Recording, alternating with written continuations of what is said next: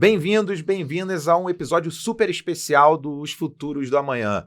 Aquele podcast onde a gente não tenta descobrir um futuro específico, mas a gente abre espaço para imaginar infinitos futuros possíveis.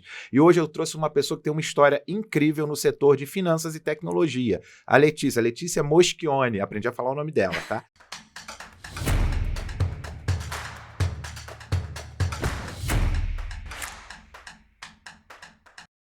Ela é cofundadora da FinScale e tem mentorado e ajudado na estratégia de diferentes fintechs.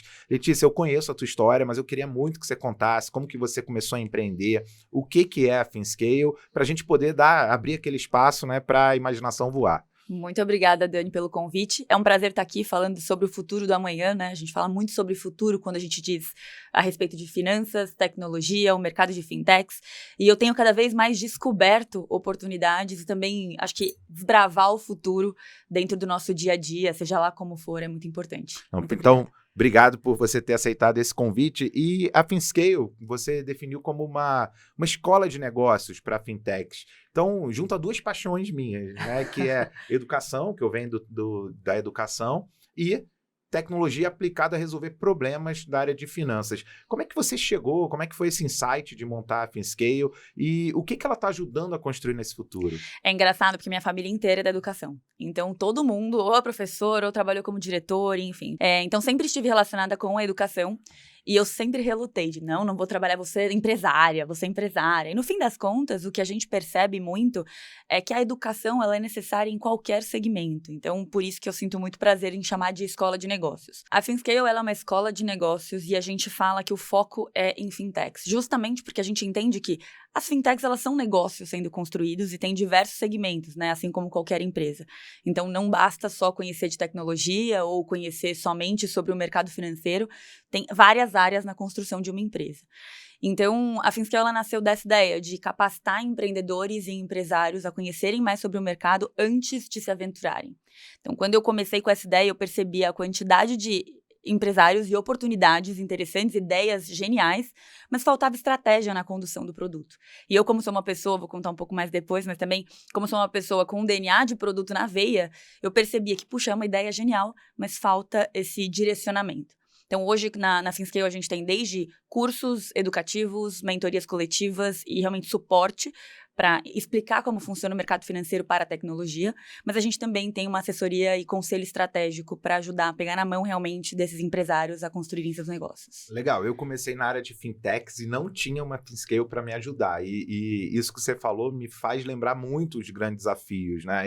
Eu venho do mercado de educação também, né? Como a gente já conversou algumas vezes, e como eu tinha um non-compete na área de educação, falei, cara, qual é o segundo grande problema que os empreendedores e os empresários têm?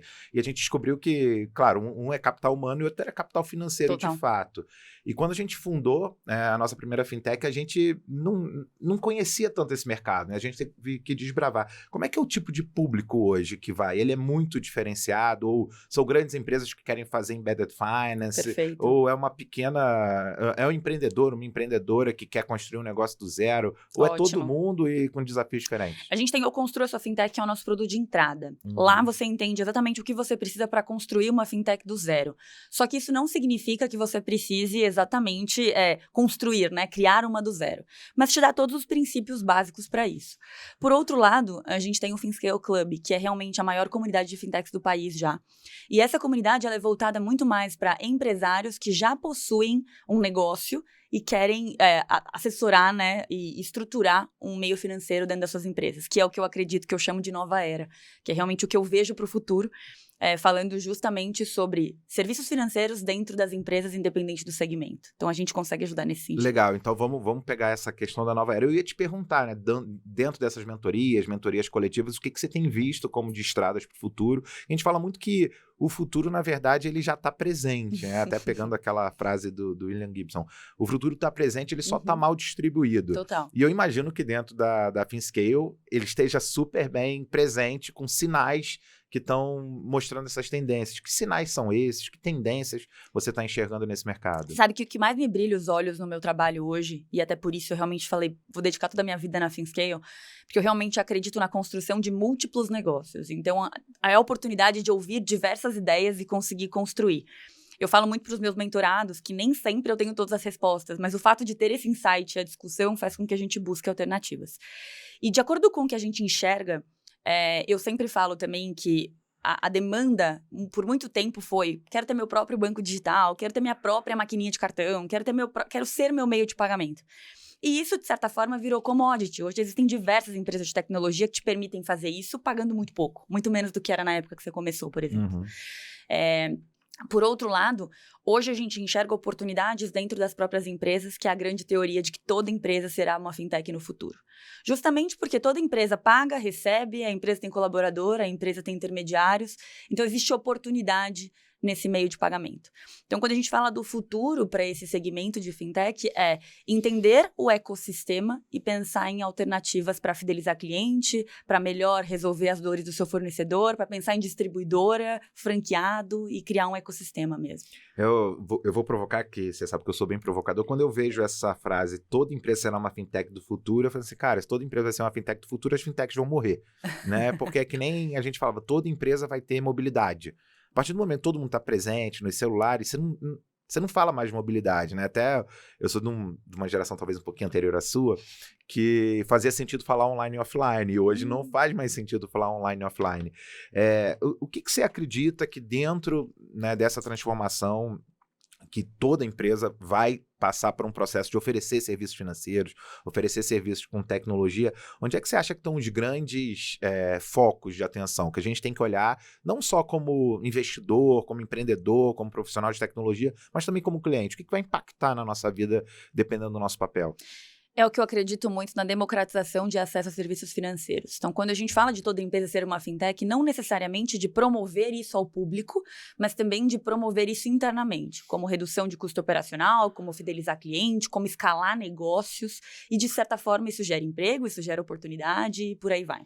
Então, é uma responsabilidade geral, social mesmo, né?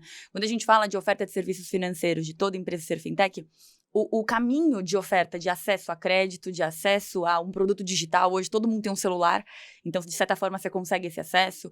Antigamente, para você conseguir um relacionamento com um banco e um financiamento ou um crédito, você tinha que ter anos de relacionamento, o que hoje não precisa tanto. Então, existem caminhos que fornecem tanto para a empresa alternativas, né, e também uma flexibilidade maior e tecnologias melhores para conseguir atingir a um público específico. E, por outro lado, a gente tem o consumidor na ponta que demanda dessa solução e que, quanto mais concorrência entre os serviços financeiros, melhor para a população. Legal, então a gente vai ter maior diversidade de serviços, né? A gente fala muito, quem trabalha no setor sabe o quanto que era concentrado, eram concentradas as ofertas, né, de produto e serviço. Você dependia se você quisesse crédito, você dependia de 4 ou 5 bancos.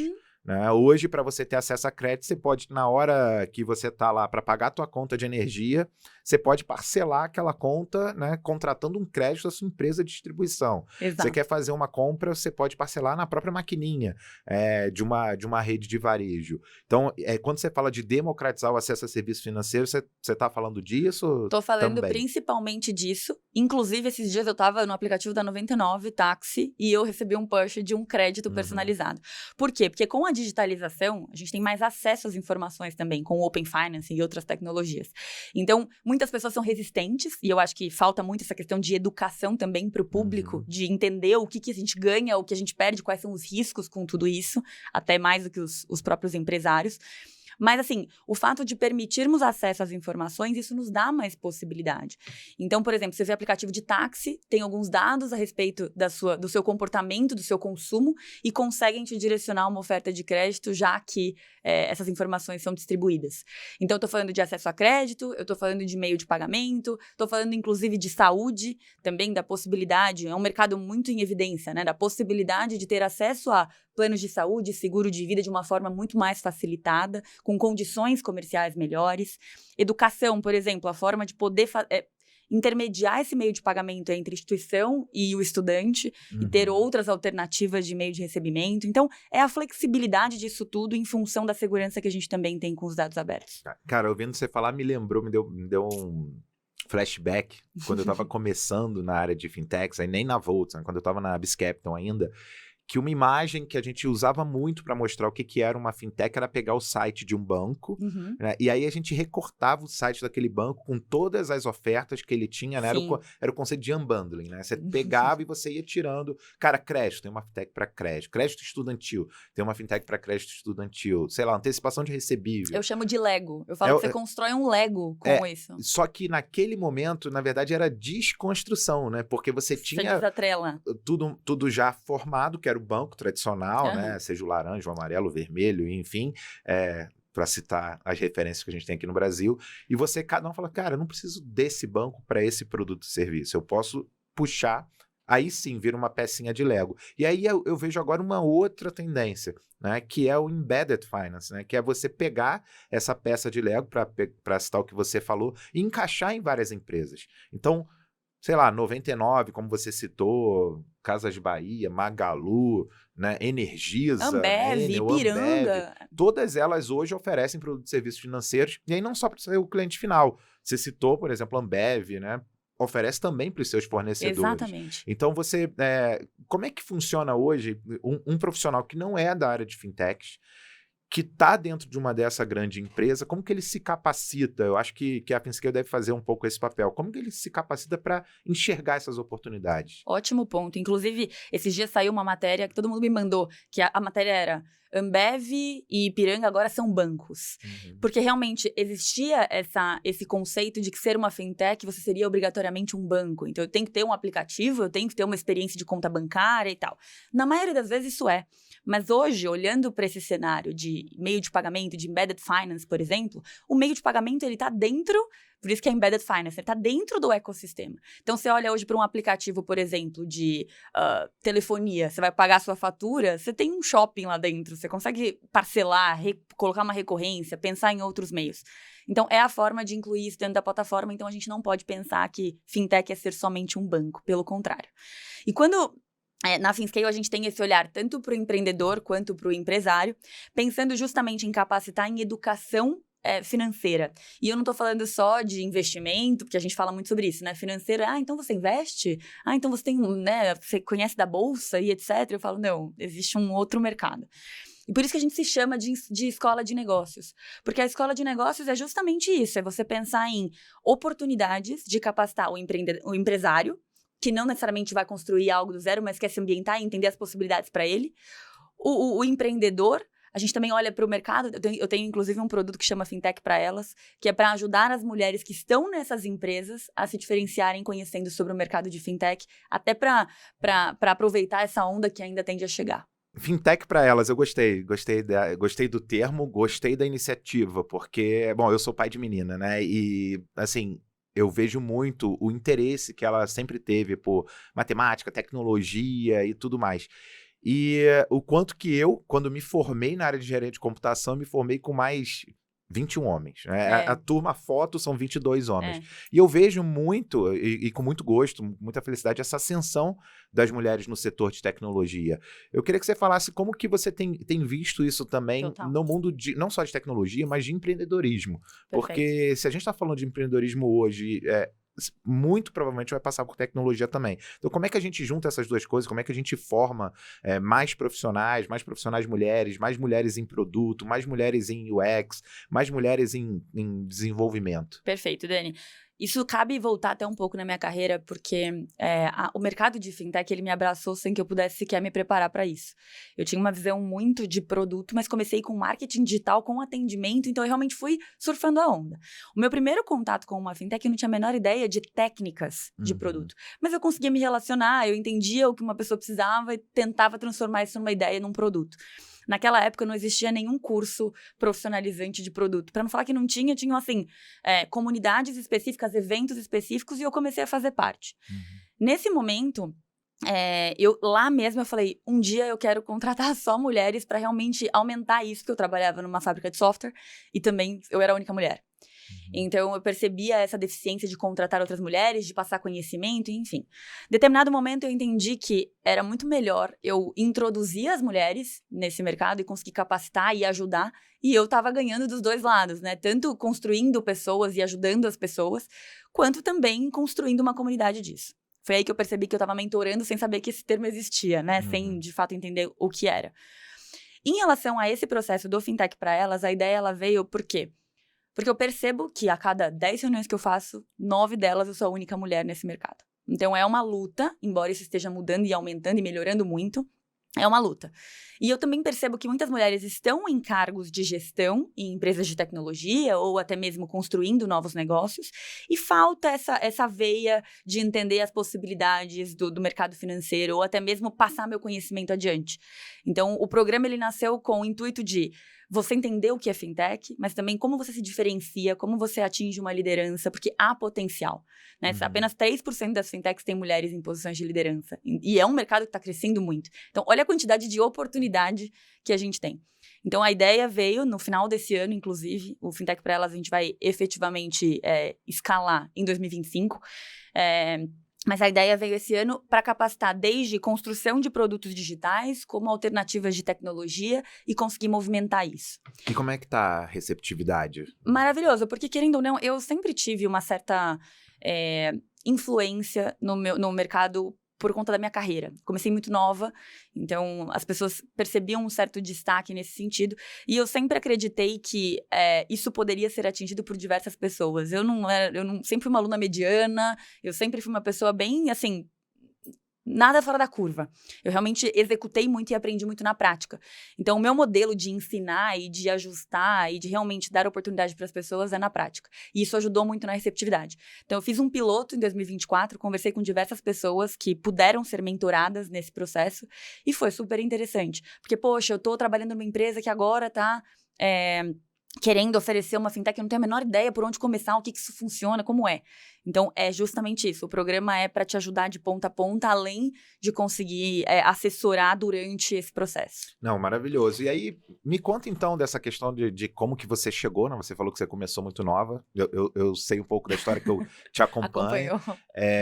Mas conta como foi essa entrada. Você falou que veio, né, de outra área, acabou sendo abraçada pela área, mas fala da empresa, fala do que vocês enfrentaram, fala, se possível, da venda, né? Tudo aquilo que você passou. Que eu acho que é uma história inspiradora, né, também, e que mostra o quanto que é possível. Essa questão de, eu era aluno mediano, acho que você está sendo aí modesto, humilde, porque eu acho que a grande diferença, na verdade, é o que você falou, a capacidade que você tem de pegar uma ideia, um sonho, uma oportunidade e executar. Acho que a grande diferença está nessa execução, que eu acho que você fez muito bem. Quem te acompanha sabe a disciplina que você tem para as coisas, não só do ponto de vista de empreendedorismo, né? Até a questão de esporte, essas coisas. Então, eu queria que você contasse o que você acha que fez diferença nessa história. A história e o que fez diferença na história. Ótimo. O meu perfil sempre foi uma pessoa, assim, eu tenho essa questão de, assim, não sei fazer tudo, mas eu sei que me dá a oportunidade que eu dou um jeito de fazer. Então, acho que isso com certeza fez diferença em toda a minha carreira. Durante toda a escola, o ensino médio, eu não sabia o que fazer, eu tinha pavor quando alguém perguntasse, porque toda a minha turma você é advogada, você é nutricionista, você é clichê. E aí, graças a Deus, eu tive a oportunidade de estudar fora, porque eu realmente falei, vou fazer inglês então, alguma coisa, não vou perder nada com isso, enfim. Viajei nesse 1 ano fora, fui diarista, fui garçonete e realmente aprendi muito relacionamento com o público e disciplina. O americano, ele é muito rude, assim, nesse sentido de responsabilidade. Então, isso me ajudou muito, embora eu já tivesse um pouco dessas raízes também. Quando eu voltei desesperada para conseguir um trabalho, né? Então, voltei e falei que vou entrar numa faculdade, me matriculei em comércio exterior, porque eu queria falar inglês. E fiz 6 meses e detestei, falei, bom, então eu vou para negócios, porque eu realmente acho que pelo menos alguma coisa eu vou fazer. Aquilo, né? Faz administração de empresas e você se vira. Quando eu voltei, já na faculdade de comércio exterior, eu mandei currículo para diversas empresas distintas e eu entrei na Cielo. Fiquei 3 meses na Cielo como atendimento ao cliente e eu cuidava de um produto específico que era o Cielo Fidelidade na época, que é realmente pensando no empreendedor, no microempreendedor, né? Quando eu entrei na empresa grande, eu realmente vi toda aquela cultura, percebi como era um meio de relacionamento e falei, puxa, eu tenho uma oportunidade gigante, porque existia muito isso no passado, né? De que você entrava numa empresa e você tinha que ficar o máximo de tempo possível naquela empresa. E eu comecei com esses 3 meses, eu sou uma pessoa muito inquieta, e nesses 3 meses eu percebia que meu trabalho não tinha mudado, né? Eu fazia a mesma coisa, apesar de 3 meses ser muito pouco agora pensando, né? Mas enfim. E aí surgiu uma oportunidade de entrar numa startup. Falei, bom, não gostei de empresa grande, vou tentar uma startup. Era legal, tinha cerveja no freezer, tinha puff, aquela cultura que não era tão comum. consegui essa oportunidade para trabalhar, porque tinha uma pessoa que estava nessa empresa, que estava saindo para o intercâmbio. E, puxa, a gente precisa de alguém para receber os clientes, para comprar o cafezinho, para fazer redes sociais e tal. Eu falei, bom, vou. E nessa empresa, que foi a Mobile to You, lá eu realmente me tornei sócia e realmente fiquei até a gente conseguir fazer um M&A super interessante. Nesse momento em que eu entrei para fazer atendimento ao cliente, eu participava das reuniões e entendia as demandas dos clientes e ficava, mas não existe um método para colocar isso em prática? Porque a gente construía aplicativos sobre tudo. Desde delivery até aplicativo de saúde, o guia do museu, enfim. E eu percebi que nada mais era interessante do que, quanto mais informação eu tinha a respeito do produto do meu cliente, com mais detalhe, quanto mais eu perguntava, era bem investigativo, eu conseguia entregar um melhor produto. E naquela época teve o boom do Banco Roxo, nesse mesmo momento, e eu percebi, poxa, como alguém constrói um produto desse com tanta organização, uma coisa tão digital, e comecei a me espelhar nesse produto para realmente entender o que as pessoas lá de dentro estavam fazendo. Foi aí que eu conheci comunidades e cursos de produto. Pedi essa oportunidade para o antigo CEO e falei, vou estudar sobre isso e eu quero realmente estar mais em relacionamento com o cliente, não só nesse superficial. Comecei a participar das reuniões e não entendia nada de tecnologia, mas eu sentava do lado do programador e realmente foi um processo bem de busca. Tivemos o primeiro contato com um produto financeiro lá e foi realmente um divisor de águas pra gente, porque eu falei, puxa, tanta responsabilidade, tive que lidar com essa... Fomos um dos pioneiros nas soluções white label do mercado para construção de banco digital.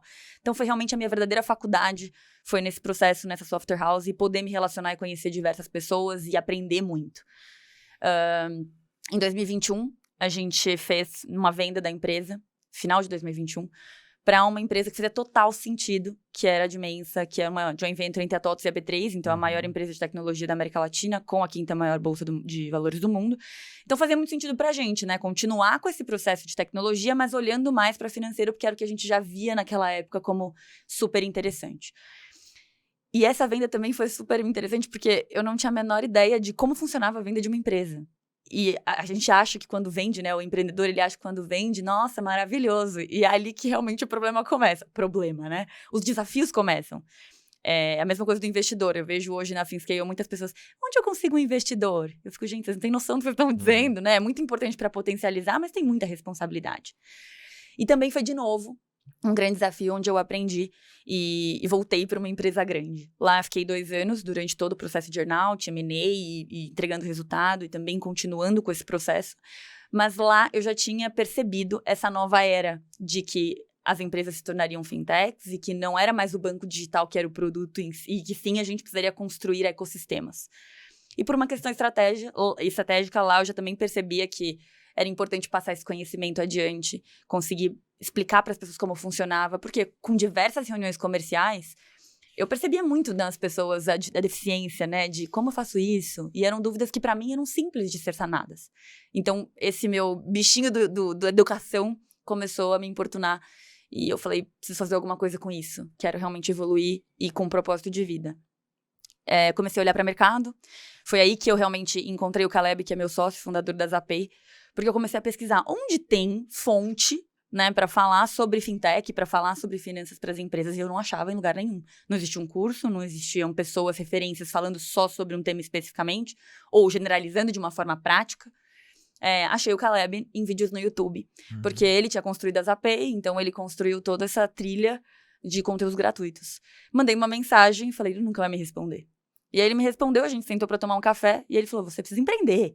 Né? Ele falou, você tem todo esse DNA, vamos comigo e tal, e não sei o que. Eu falei, Jesus, vou abandonar a segurança de uma empresa grande e tudo que eu tinha construído, se eu sair do mercado, como? Então eu comecei a paralelizar. E lá foi quando ele me deu a oportunidade de já entrar na comunidade que já conhecia ele, com o que eu tinha de conhecimento, porque é muito complementar, a gente é muito complementar. E nesse processo comecei a mentorar, ajudar e construir algumas fintechs já apoiando na construção de produtos e estruturação de empresa e negócio, escolha de sócio, tecnologia, enfim. Eu sabia muito quais eram as dores dos clientes, porque como eu ouvia muito eles, eu entendia realmente, então isso ajudou muito a me aproximar. E foi lá que nós fundamos a FinScale. Então a gente deu nome a um sonho que era unir todo o nosso conhecimento a conseguir ajudar e delegar esse processo todo com o nosso time. Então, assim, um dos grandes sinais, né, só voltando um pouquinho que a gente falou, é essa questão de toda empresa virar uma fintech. Eu já ouvi a variação de toda empresa virar banco, né, mas acho que eu prefiro essa, de toda empresa vai virar uma fintech. E que agora a gente tem uma nova era de fintechs, uma nova geração de fintechs, né, que não são do rosto, né, a gente pode falar Nubank e tal, né, que não são aquelas primeiras que surgiram, mas que são fintechs que já estão passando por esse processo de uma maneira mais estruturada. Fazendo até um paralelo, né? Quando desenvolvia produto lá atrás, depois quando desenvolvia produto com método. Agora, quando desenvolvia fintech, desbravando, e agora com método. O que você acha que essa nova geração de fintechs vai ter diferente daquelas que vieram antes? E que tipo de fintechs, que setores você apoia? Acabei botando 2 perguntas na mesma, mas você responde como você achar melhor, tá? Tá. O que elas têm de diferente daquela época? Primeiro que você colocou um ponto importante no começo da nossa conversa, que eu acho que é pertinente voltar, que é, se naquela época eu tivesse uma FinScale, algumas coisas teriam sido resolvidas, né? E é justamente isso que a gente promete na FinScale, que é o ganho de tempo e assessoria com esse olhar para o mercado. Porque de um lado a gente está olhando para o mercado e vendo as tecnologias que estão sendo lançadas, o que tem de segurança, o que faz sentido ou não para aquele produto. Então eu não acredito que exista uma empresa que te fornece uma tecnologia melhor. Eu acho que é de acordo com cada segmento. Então, o que tem de diferente começa por aí. As diferentes tecnologias, as diferentes automações, o tempo de implementação e teste de um produto para realmente ajustar isso tudo, e estratégia. Porque hoje, com soluções financeiras nas empresas, você consegue mudar rápido essa estratégia, consegue ter muito insumo em relação aos dados que a gente consegue consumir, tanto do nosso cliente, do fornecedor, do mercado em si, e isso nos dá mais possibilidade de adaptar produto. Então, acho que hoje a geração de fintech está muito mais adaptável, muito mais flexível na inserção de soluções financeiras. E está mais escalável com novas... Por exemplo, né, no início você tinha 1, 2 ou 3 BAS, né, Bank as a Service, você tinha crédito como serviço. Hoje, quando eu olho o mercado, eu vejo que existe um portfólio de ofertas para você não precisar correr atrás de uma licença por conta própria. Exato. É incrível, né? E você acha que isso está ajudando a escalar melhor? Isso ajuda muito. Inclusive, essas empresas estão muito mais maduras do que eram naquela época. Então, essas empresas, esses Banking as a Service, eles nascem e escalam pensando em dar mais facilidade para o empreendedor, para o empresário, conseguir oferecer esse serviço financeiro.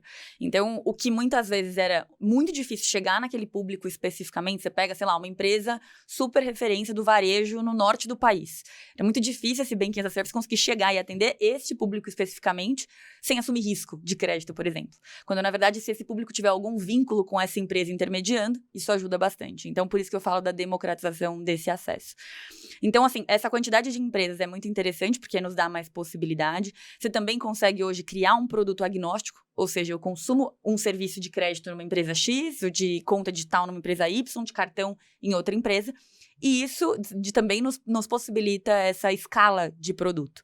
Então, e também o que o mercado está fazendo muito é entendendo padrões a respeito do segmento. Então, hoje, dentro de fintech, você tem fintechs de meio de pagamento, fintechs de crédito, e dentro delas, você também eu tenho uma empresa de varejo. Putz, o que é comum? O que escala dentro desse mercado?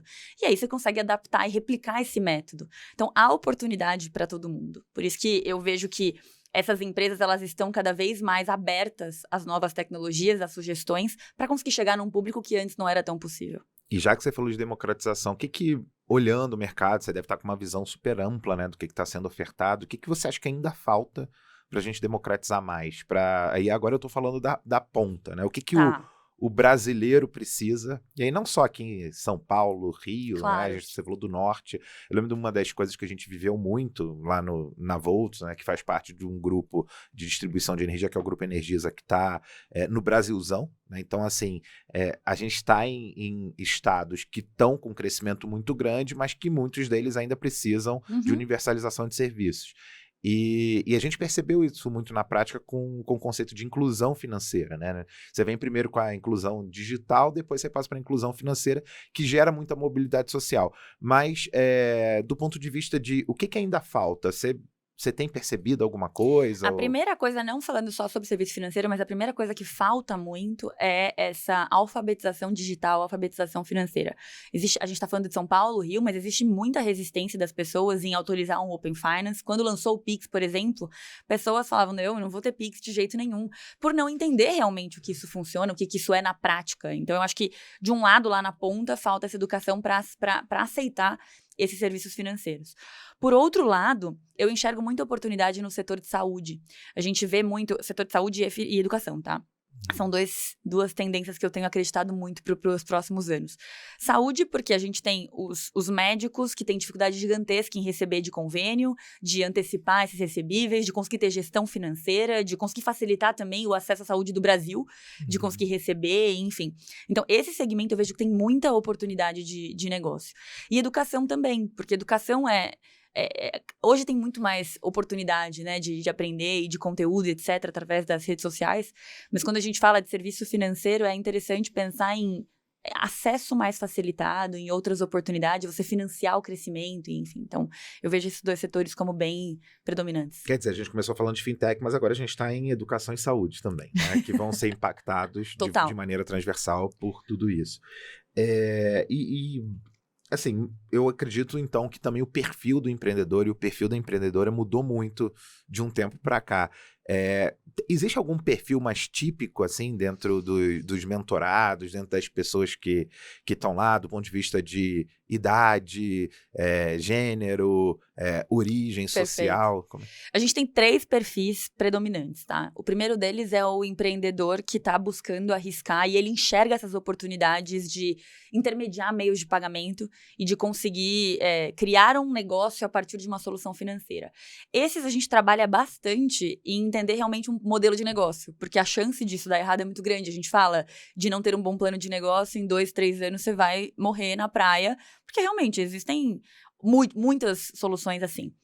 O perfil intermediário é um empresário que começou trabalhando muito cedo, tem vários negócios, um fluxo financeiro desorganizado, não tem um ecossistema estruturado, mas paga fortunas para outras instituições de intermediação e não enxerga a oportunidade de rentabilizar e de fidelizar esses clientes. Então, tem clientes fiéis, tem muita gente emprestando dinheiro sem conseguir, de certa forma, regularizar isso, e existe uma oportunidade, porque as pessoas estão demandando de oferta de crédito.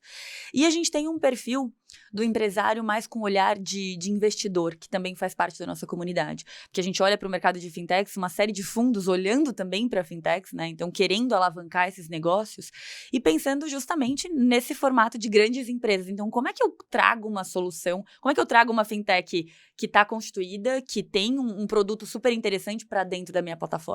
Então, a gente tem esses 3 perfis que são bem divididos. Legal, bacana. Mas aí do ponto de vista de, sei lá, gênero, origem e tal, tá democratizado nesse sentido também? Não, são todos homens. Todos homens. Eu não tenho mentorada mulher no mercado de fintech. Além da iniciativa que você já falou, né? Fintech para elas, né? Isso. O que mais que dá pra gente fazer? Além da FinScale, dá pra gente fazer como sociedade, dá pra gente fazer como empresas fintechs que já estão aí no mercado, ou como grandes empresas que estão adotando Embedded Finance. Como é que a gente desamarra isso? Porque um dos problemas que eu via, como eu contratei muita gente de tecnologia ao longo dos anos, né? Ao longo desses, posso falar, 24 anos que eu tô nesse mercado. E eu sempre falava pro pessoal, né, tem pouco programador, tem pouco desenvolvedor. Cara, vocês já pensaram em trabalhar em inclusão das mulheres ou de pessoas em risco social? Porque, no mínimo, você vai duplicar. Né? Você vai duplicar a quantidade de pessoas disponíveis para trabalhar. E eu vou conversar também com uma pessoa que trabalha bastante nesse setor, né? Da democratização do desenvolvimento do conhecimento na área de tecnologia, que é uma mulher, né? Vocês vão saber ainda quem é depois. Mas como é que a gente faz? É uma questão cultural, é uma questão de acesso ao conhecimento, é uma questão de por que tem que dividir responsabilidades e ainda não é dividido de uma maneira equitativa. Onde é que está o problema, onde é que estão os problemas e como é que a gente faz? São vários, né? O primeiro deles, na minha visão, é cultural. Acho que a gente tem uma trava muito grande, a nova era, né, a geração Z, tá trazendo muito isso de não ter essa divisão, de ter direitos iguais e etc. Mas, ao mesmo tempo, eu vejo que tá enraizado, né, esse fluxo de, puxa, eu ouço muito sobre isso, que é, poxa, você trabalha tanto, Você trabalha tanto, que horas que você vai ter filho? Que horas qual vai ser o momento que você vai voltar e levar seu filho na escola? Como você vai dividir isso com o seu marido, sabe? Então, existe uma questão que até mesmo pra gente esse entrave acontece. Então, cultural é um grande ponto que a gente tem que trabalhar, e a gente trabalha isso falando sobre, acho que as redes sociais, com geração de conteúdo, inclusive eu falo muito sobre isso também, como forma de incentivo das pessoas falarem, conversarem, entenderem que há possibilidades e a gente conseguir destravar essas oportunidades. Então, estar em lugares onde você pode ser reconhecida, participar de eventos, obter conhecimento, se conectar com pessoas que são referências, e assim, uma forma interessante também é influenciar e ajudar o trabalho de outras mulheres empreendedoras que falam sobre isso. Então, a gente se incentivar como uma comunidade, sabe?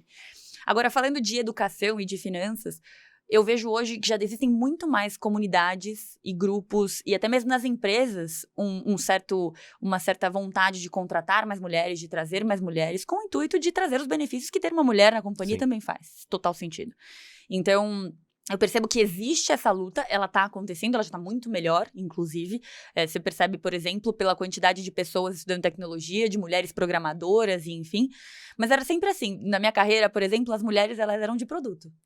E os rapazes de tecnologia, programadores. Era sempre assim. Tanto que quando eu queria contratar pessoas de produto, todos os currículos eram de mulheres. Porque queriam estar na tecnologia, mas que, de certa forma, era o caminho que elas tinham de encontrar. Então, formas que a gente tem para fazer cursos, eventos, a gente pode realmente se incentivar. Se você percebe que existe uma comunidade de mulheres ou uma empresa onde tem oportunidade de emprego, a gente pode capacitar, a gente pode treinar essas pessoas. Nas universidades, trazer um grande diferencial para atrair esse público e mostrar que são aptas para isso, que as mulheres têm capacidade para isso. E também mostrar a visão de mercado. Quando eu falo muito sobre, gente, as fintechs, elas precisam de vocês. É realmente isso, assim. Embora você não acredite que, eu não conheço nada de finanças, de tecnologia, maravilhoso. Eu tenho uma mentorada, inclusive, da parte do Fintech para Elas, que me mandou uma mensagem. Ela trabalhava numa grande empresa mesmo, como gestora de produtos. Ela fez uma carreira de 7, 8 anos, ela já estava num cargo sênior. Ela falou, puxa, eu tô completamente infeliz porque eu não tô, não sei o que fazer, mas assim, como eu me desenvolvi muito bem até aqui, eu tô me sentindo, estagnada. Conversou comigo, mandou alguns currículos e me disse, eu recebi uma proposta para trabalhar numa fintech, é uma startup, mas eu não tenho a menor ideia. E aí eu fiz um trabalho com ela de ajudá-la a entender que ela era apta para aquela função e que como, continuar assessorando, eu poderia direcionar. 3 meses depois eu encontrei ela, meu Deus, como pode? Eu tinha uma visão muito limitada. Então é entender que, assim, não é um bicho de 7 cabeças, embora a gente fale de tecnologia e financeiro, no fim das contas, construir uma fintech é construir um negócio. Então você tem a visão, você pode trabalhar dentro de uma fintech em diferentes segmentos, como marketing, como atendimento, como tecnologia, e você vai descobrindo as oportunidades. Então, esteja aberto, olhe para aquilo que você... as oportunidades que surgem. Olhe para o mercado e pense, como eu posso estar lá? Como eu posso me conectar com tal pessoa? Vou num evento, proporciono cafés e tudo mais. Tem muito evento, gente, conheço vários, de mulheres, comunidades de mulheres que incentivam essa entrada no mercado de trabalho. Não, maravilhoso. Eu costumo finalizar exatamente perguntando para ter esse tipo de resposta que você já deu.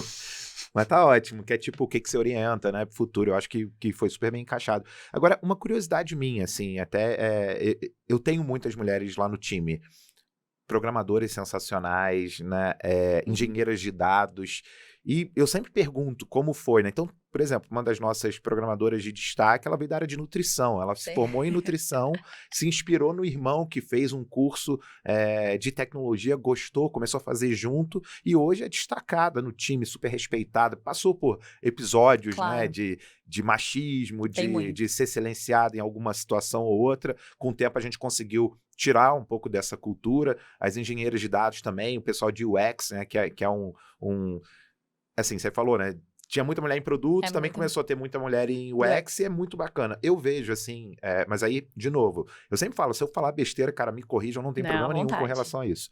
Até porque eu não tenho lugar de falar tanto, apesar de ser pai de uma menina que tá ali, né, olhando carreira, ainda é nova para isso, mas, enfim, desde cedo, né, essa inspiração acaba vivenciando. Eu acho que um setor de tecnologia é muito bom até pra gente derrubar esse tipo de coisa. Por quê? Porque é uma das carreiras onde você consegue se capacitar mais rápido, né? Uhum. Para você ser um médico, um advogado, um engenheiro, você tem todo aquele processo de 5 anos, 6 anos, 7 anos. Eu não estou dizendo que você precisa estudar pouco para se tornar um desenvolvedor, uma desenvolvedora. Não. Pelo contrário. Você continua Só que estudando a vida assim, inteira. você continua estudando a vida inteira. Agora, com 6 meses, 1 ano de um bom curso, você já consegue contribuir, né, dentro de uma empresa. Às vezes, não assumindo coisas de extrema responsabilidade, mas fazendo atividades que estão compondo dentro do squad, né, dentro daquela competência.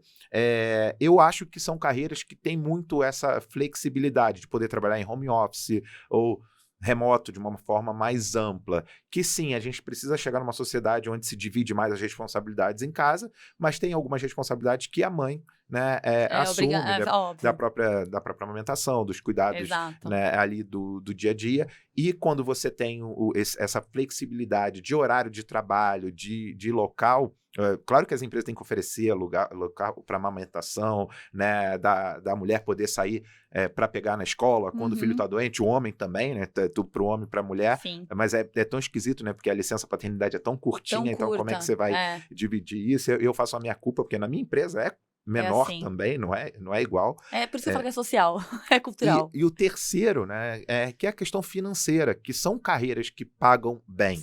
Né? Bem. Quanto mais você se capacita, quanto mais você contribui, mostra valor, e dá liberdade financeira, que é importante. Independência financeira primeiro, né? E em sequência, liberdade financeira. Mas só a independência financeira já permite com que você tenha esse empoderamento. Então, eu vejo a área de tecnologia como uma área que pode promover muito essa sociedade mais equitativa, sabendo que a gente tem o cultural, o estrutural, que precisa ser trabalhado. Então, eu sou um pouco, né, fui tocado, eu digo que eu sou um machista em ressocialização, porque a gente foi criado num ambiente... É lógico, não dá para desconsiderar.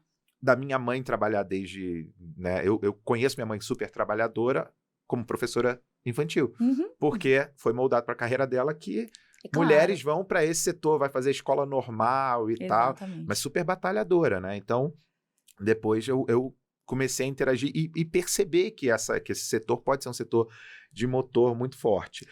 Agora, a gente está chegando no final, de fato, né, do nosso papo. Acho que a gente poderia ficar horas e horas falando sobre o mundo de fintech, de tecnologia em si, de empreendedorismo.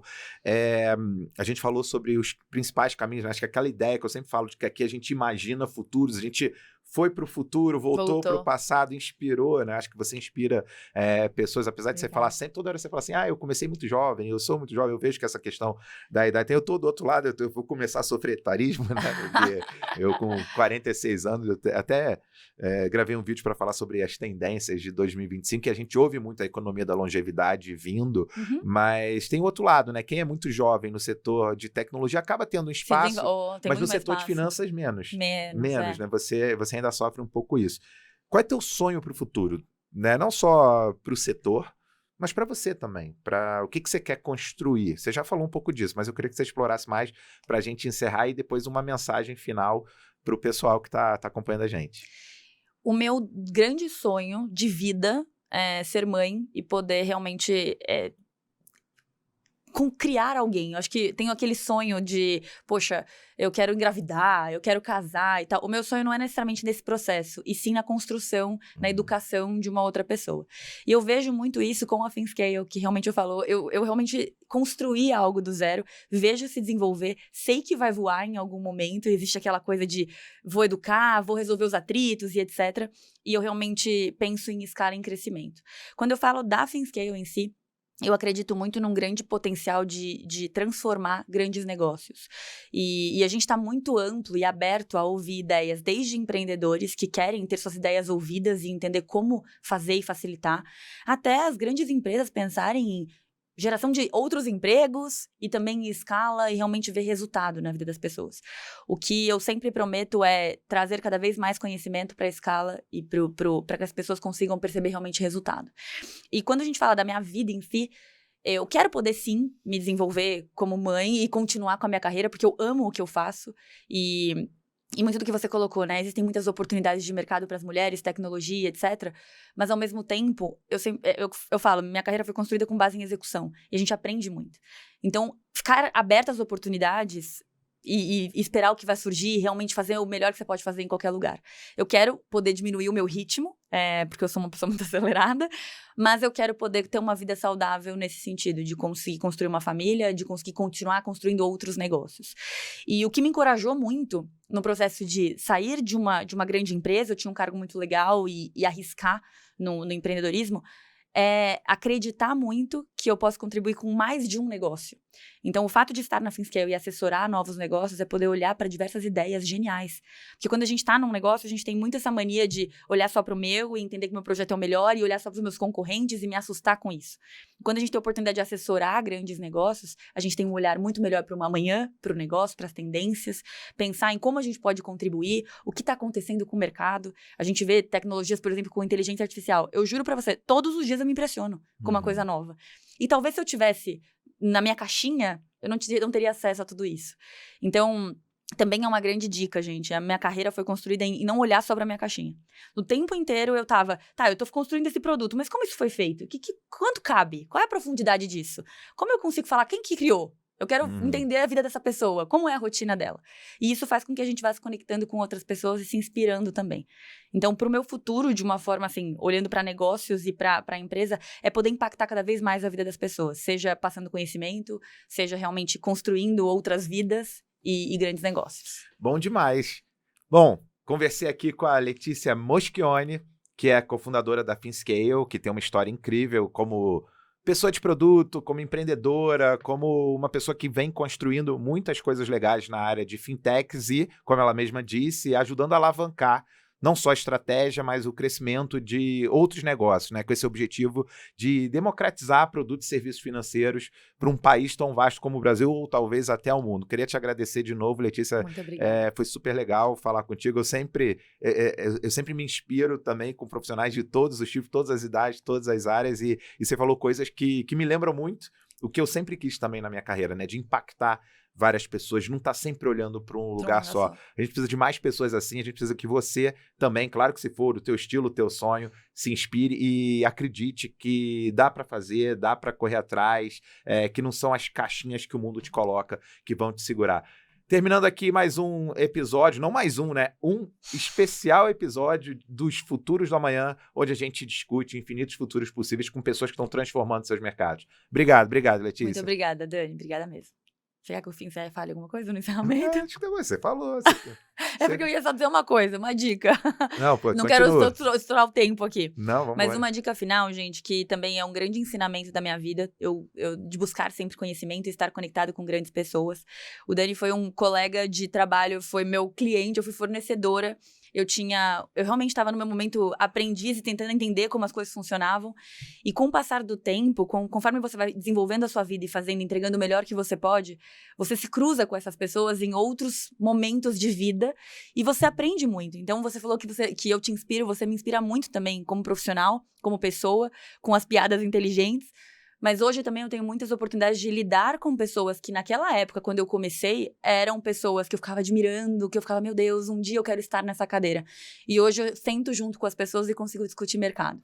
Então, é inspiracional isso tudo, mas é porque realmente esteja aberto às oportunidades e estude sempre, busque sempre referências. E, gente, olhe para as pessoas que estão ao seu redor. Hoje a gente tem redes sociais que nos aproxima das pessoas. Então, busque entender como aquelas pessoas funcionam e as pessoas, elas são muito acessíveis hoje em dia. Então, aproveite esses canais de comunicação e networking.